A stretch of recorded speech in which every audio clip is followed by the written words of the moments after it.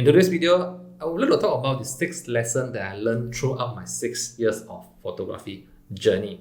Now, I started my photography journey back in 2017, and then I actually borrowed one of my girlfriend's brother camera. So he had a digital camera that he doesn't use anymore. So I saw it. I'm a guy who loves all this electronic or technology stuff. So I just pick up the camera and I would think, okay, why don't I start to learn how to shoot photo? So I never thought that I would be so addicted to photography at that day. And yeah, since that day, I've been shooting up until today. So the very first lesson here is that you will not know if you are going to love something. You will never know something is for you or not until you give it a try. So if you have something that you want to do, give it a try. If you want to start playing music, you want to start singing, you want to start drawings, you want to start painting maybe, okay, just start doing it. You will only know whether this is something that you love or not once you actually give it a try. So that's the first lesson that I learned.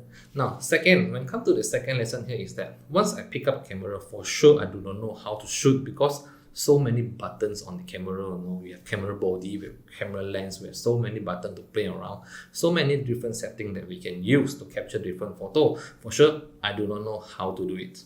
Okay, and then I go through the internet, I learn from YouTube, I learn from Google. That's where I learn my photography. For sure, after I learned how to shoot, and I also learned how to edit my photo to bring in the moods and the feeling that I want into the photo. So the second lesson comes in. Actually, don't underestimate your ability to learn something yourself. You can self-taught in this modern day because there is just so much of information in YouTube, in Google that you can learn. If you put enough effort, actually you can get quite good in something that you want to do in the modern day by just going to Google or going to YouTube to learn all these things. So the second lesson comes in is that don't ever underestimate the ability of self-learning. So you actually have the ability to do it and learn something yourself. Okay, now as time goes, I start edit my photo more and more and more. For sure, I have some photographers that I admire a lot. Alright, I love their work. I love how they present the photo. I love their editing style. But I do not blindly follow their style.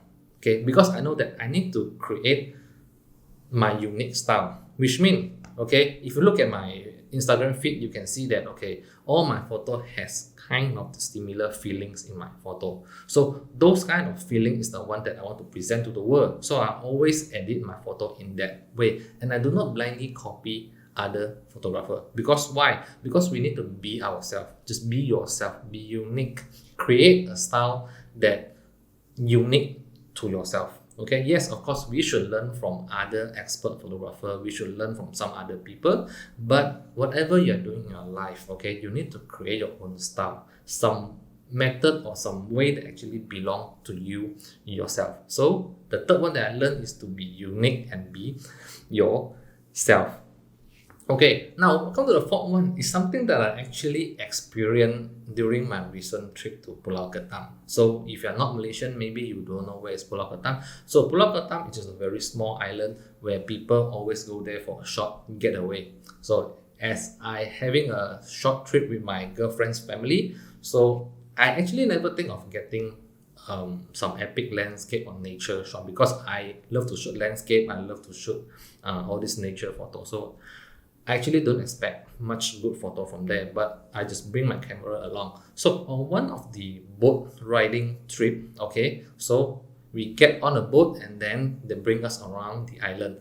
And then the boat stopped at a place where there is a lot of eagle flying around. So there's those big bird eagle flying around. So then I opened up my camera bag and said, okay, I do not have a very good telephoto lens. So telephoto lens is something that you can zoom very far, which means you can zoom to a very long distance because the bird is going to be very far away from me. So in order to capture them, I need a lens that actually can zoom far enough. But I only have an entry-level lens. So if you know this lens, this is it's kind of a cheap lens actually. And I also have an entry-level camera. I do not have professional kits with me. Okay, I love to shoot photo, but I do not have any professional camera or professional lens with me. But what surprised me that actually I'm able to get this shot. As you can see here, I'm able to actually capture a few photos of this beautiful eagle that I'm so satisfied with the result.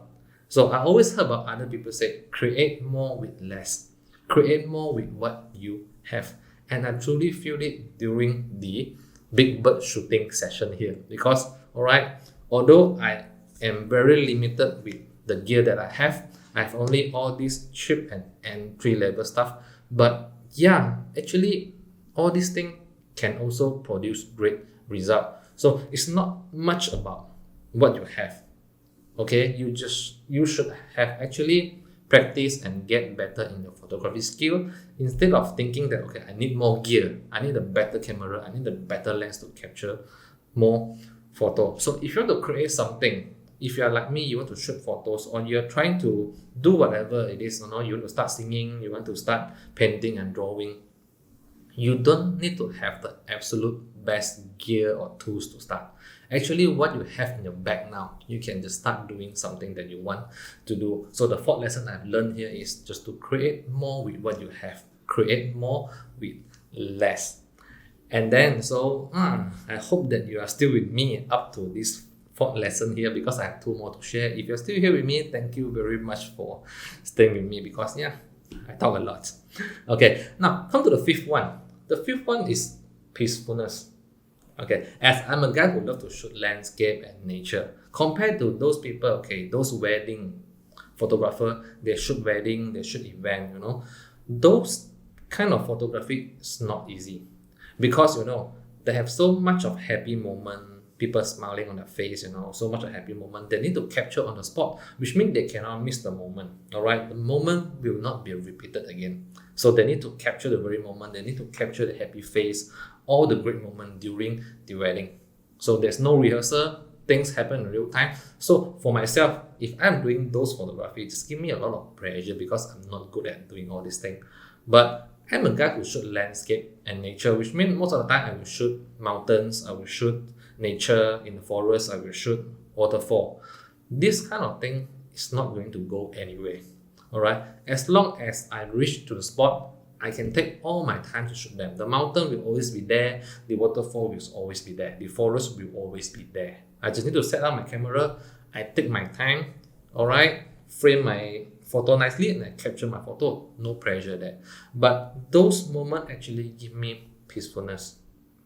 Okay, because I'm a guy who loves to shoot alone. I go alone, I bring my camera gear, I set up my tripod, put on my camera, and then I will just take all of the time that I have just to shoot photo, because I don't feel any pressure. And those kind of moments give me a sense of peacefulness, silence. So I have the feeling of, I'm so relaxed during those moments. Yes, we all are busy with our life, we're busy with our work. So I believe we all should have a moment where you have peace. You should find a silent moment and peaceful moment for yourself, for you to relax yourself and reflect yourself on how well you've done so far in your life. Okay, so a silent moment, a peaceful moment can give yourself time to relax and reflect how well you've done so far. So this is the fifth lesson that I learned. So come to the final one, the sixth one is satisfaction and celebrate small win. Okay, so when I look at my photo back in 2017 and then slowly move to 2018, 2019, 2020, where the pandemic hit us, and then 2021 and up until this year, 2022, and we are reaching 2023 already. Okay, when I look back all this photo, I can see that my photos slowly improve.